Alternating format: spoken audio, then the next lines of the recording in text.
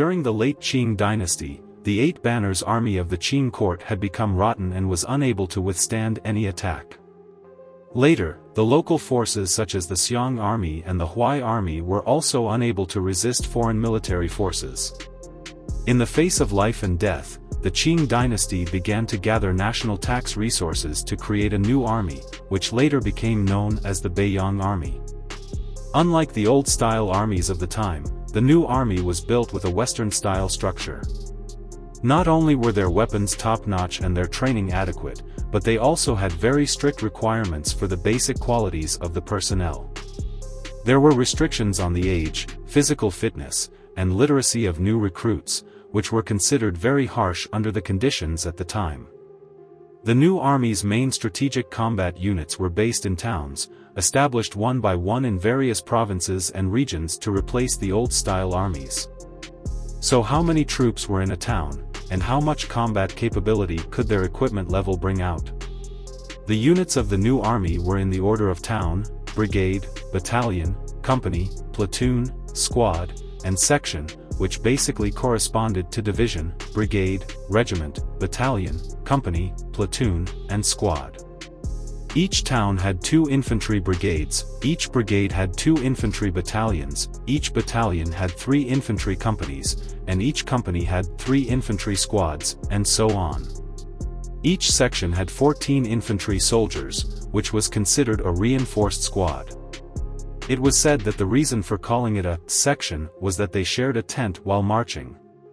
In addition to the standard infantry configuration, each town also had a cavalry brigade, with 3 battalions under each brigade, and each battalion had front, rear, left, and right companies, with 2 platoons under each company.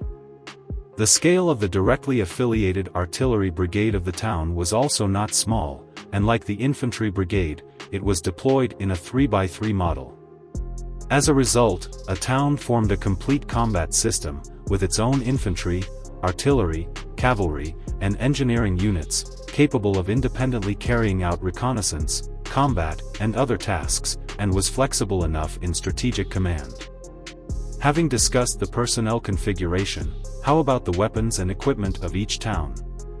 Taking the early formed Dingwu army as an example, they used Austrian 8.5mm Mannlicher rifles, in which infantry were equipped with long rifles, cavalry with short carbines, officers with revolvers, and artillery with Krupp mountain guns with 37, 47, 53, and 57mm calibers, all of which were recoilless guns.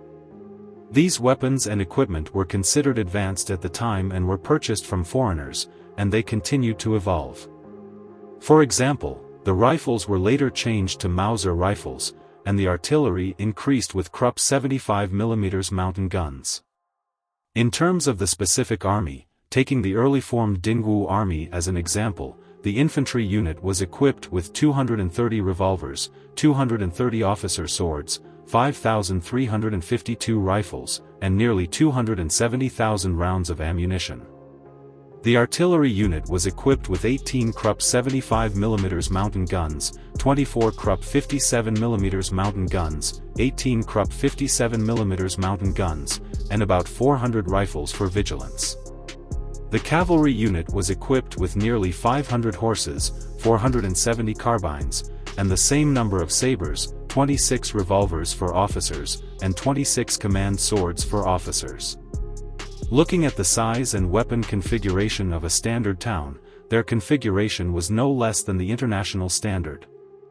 The combination of light and heavy weapons was reasonable, and even during the War of Resistance years later, most of our infantry divisions did not have such firepower configuration. Of course, these new armies varied according to their composition time and importance, and in the case of the Wu army, which defended the capital, their configuration was the best. The force of the Wu vanguard was about 15,000, with an additional 4,000 camp followers. Each soldier was equipped with 2 rifles, trained with the older Mannlicher rifles, and used the more advanced Mauser rifles in combat, which was quite luxurious. At that time, the overall level of these new armies trained throughout the country was good, marking the beginning of the modernization of our military. However, due to historical reasons, these new armies eventually became the capital of separatist forces. Without the support of central finances, they struggled to survive, and in the long struggle, some were exhausted, while others merged and grew.